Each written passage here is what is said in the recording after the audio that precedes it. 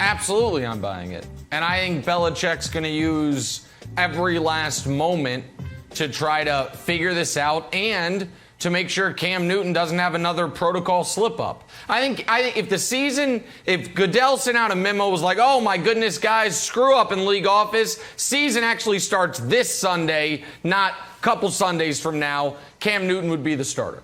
I feel confident in that. Even though Mac Jones made up some ground and Mac Jones had the really good practice Wednesday in Cam Newton's last day, I think Cam Newton is still in the lead. But I don't think Belichick is going to make the decision until a week before the first game.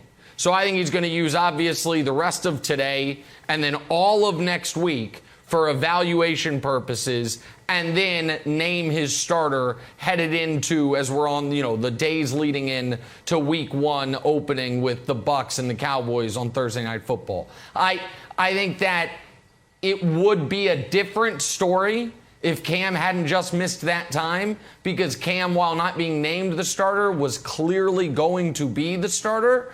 And now I think that door is open. And I personally believe, even though the Patriots, Greg, did a nice job of, I don't want to say covering it up, but covering for Cam a bit. They didn't kill him as far as what they released about why he violated protocol. They called it a misunderstanding. I think there was a bit of a fractured trust, as much as you're our starting quarterback. You need to know the rules and regulations to be available. So I think it put his job in more tenuous status. So I buy that he doesn't yet know who the starter is, but I think as of right now, the starter is likely Cam. Yeah, I buy that he doesn't know who the starter is because Cam Newton has complicated things and he has opened the door and the questions of the what ifs because of the COVID protocol. But when you look at this situation, it's not even just what Cam Newton provides and what Mac Jones provides as far as talent and athletic ability at the quarterback position. It's upstairs. It's mental. It's the fragility there that Bill Belichick, I think, is more aware of than anyone of Cam Newton. Because you have a guy who is former MVP of the National Football League, who you have lobbied for, you have pretty much supported all last year, all offseason, and you said you believe in his abilities, you believe in his talents. However, you draft a first-round pick because you know this is going to be our future moving forward, not Cam Newton. But you feel like you owe him that opportunity, and then this happens. But if you start Mac Jones, if you just outright start Mac Jones, I don't know if you have Cam Newton in his most optimal mental state if anything were to happen to Mac Jones. And so that's why I think Bill Belichick is like, I don't know. I'm going to wait to the last minute to make sure I'm going to give even Cam Newton another opportunity while he gets his feet back under him in practice to show us that, yes, he is our day one starter. Yeah, so I think Cam ends up starting against the Dolphins, and here's why. I think if we start Mac Jones is never coming out of the game. That means Mac Jones, if he remains healthy, should be the Patriots quarterback for the next decade. You're not going to start Mac Jones, and if he struggles, like pretty much all rookie quarterbacks will do, you're not going to go back to Cam Newton. But if you go the other way, you start Cam, let him play a little bit.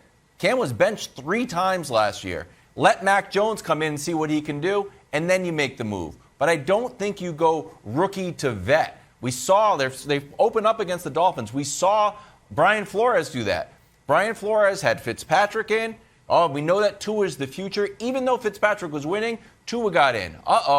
Tua's starting to see stuff, not used to it. He's winning games, throwing for like 90 yards. Then he starts to get a little confused by the defense. They want to win the game. Brian Flores trying to make a playoff push. So what does he do? All right, Tua, you're out. Fitzmagic is in. All right, that was a weird one-time thing. But Tua's still the starter. Huh? I'm a little bit confused. And to go move forward a few more games. All right, fourth quarter, we're down. We need a spark. Oh, what was that? A spark? You want some magic? Here comes Fitzmagic back in. I think that really hurts Tua's development. I don't expect the Patriots to do it, Greg. I think it's just going to be clean. I think it's going to be Cam for a certain amount of time. And then if Cam loses that job, Mac will be ready to go. You go ahead, Nick. and that's it. No, I think that I was going to go to something else from last year, and Greg and I discussed this yesterday that I think is instructive, which is even when Cam got benched at the end of some games, Belichick, he didn't say, I don't know who's starting next week. He didn't waver. That's right. He always immediately said Cam's the starter. And we discussed it, Greg, on this show mostly as that's Bill Belichick being, not paying tribute, but I'll say that, paying tribute to how hard Cam's worked and paying respect to what he has earned. And we talked about what a good relationship they must have. You mentioned that might have been part of it. But what also might have been part of it is that you might lose Cam mentally from the team if he is actually benched, if he is now your backup quarterback and not your starting quarterback, and that Belichick knows that if Mac Jones is the number 2, he probably expected, I'm probably going to be the number 2. I'm a rookie quarterback. There's a veteran quarterback on the team. And it's not going to hurt his buy-in or his ability to stay locked in throughout the season. That if Cam is told for the first time in his football life, you're not the starting quarterback, we have no idea what that will do to Cam's attentiveness, Cam's drive, any of these things. I'm not saying it'll go terrible, but nobody knows because Cam's never been in that spot. And I think you mentioned this yesterday, that Belichick is acutely aware of that. He has to be. He has to be. When you think about Bill Belichick, like, he uses every man on his roster. He does not care what your ability is, what you've done last year. He's never cared so much. And yet we look at this situation with Cam Newton, and it's like, why is he tiptoeing around it? Why did he tiptoe around it last year? And that's the only thing I can think of.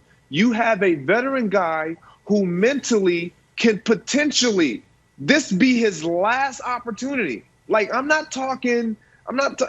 just don't see Cam Newton saying, I'm going to sign up to be a backup quarterback this moment moving forward in my career. I just don't see that happening. And Bill Belichick understands I may need this guy at some point. If I pull the trigger now, I may not have him when I need him most. Can I give you an alternate read on it? It was a little bit of Belichick having a fondness for Cam and the hard work that he put in, and also like the contract that he signed. I also think it's a little bit of Jarrett Stidham is not the guy. And Brian Hoyer, we tried to start him against the Chiefs, and we thought that he was going to be solid, and he's not the guy either. Cam, despite getting benched, is still our best option. And when the draft comes around, I'm going to call my buddy Nick Saban, and I'm thinking about Mac Jones. I bet he'll still be there. So I do think it's one part Belichick supporting Cam, but I think it's a decent part of they knew that Jarrett Stidham wasn't the guy, and Hoyer's lifetime backup was actually worse than they thought. Hoyer doesn't. Hoyer to me is a non-issue here, but I do think there are a lot of teams that even if Stidham looked bad in practice, even if they knew we're probably drafting a quarterback, might have, late in the season, said, we're going to let Stidham get a start because we did spend a draft pick on him. We went late into the offseason last year where it was looking like he was QB1 on the depth chart. And I do think that the fact that they knew they could lose Cam if they did that played a part in it. Now, at this point, I don't think they're as concerned about that if Cam really struggles because Mac Jones is first-round pick, and you're not going to give Cam Newton 3 years of kind of trial basis to figure it out. If it doesn't work out for Cam this year, he's not going to be on the Patriots. But I 1,000% agree with Greg that Cam Newton, I would be shocked if he ever signs up to be a backup quarterback. I think once Cam's days as a starter are done, Cam is going to retire. I think Cam has made too much money. He is too famous. He's too much of almost an NFL cultural icon to be like, hey, where's Cam Newton? It's like, oh, he's backing up Justin Herbert. I don't see that for age, a few years down the road for Cam. Once he's done being a starter, I think he's done playing. What is the list of guys who have won a league MVP at the position and then been like, now I'm a backup?